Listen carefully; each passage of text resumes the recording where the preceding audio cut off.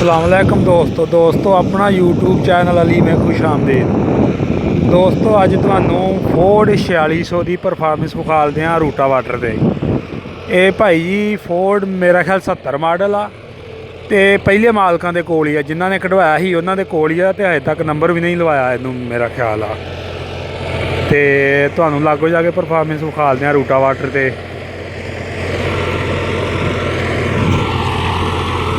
तो साढ़े channel subscribe लाजमी करो तो वीडियो लाइक शेयर लाजमी करा करो।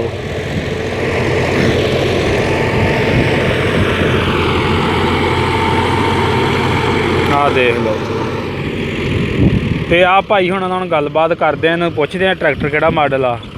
सलाम अलैकुम जी। ये भाई किहड़ा मॉडल आ ट्रैक्टर?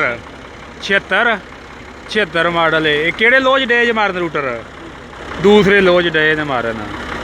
तो आ देख लो ट्रैक्टर भी ये भाई तुसीं कढ़ाया सी नवां? इन्हां ने आप ही कढ़ाया, इन्हां दे वड्डियां कढ़ाया सी नवां ते हले तक गांह चलाउंदे। मेन इंग्लैंड आए यूरोनिया फोर्ड मेन इंग्लैंड आ। क्या देख लो सामने तो भी इस तरह का ट्रैक्टर जे आ देख लो।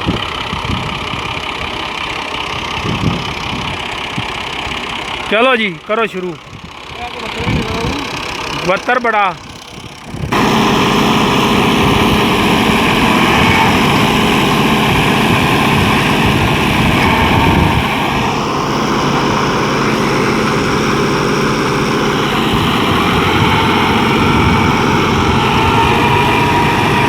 वेख लो जी, बड़े सुकून नाल डया चलाउण, कोई भार ही नहीं रूटावाटर का ट्रैक्टर तो। देख लो कोई धुआं नहीं, कोई जोर नहीं।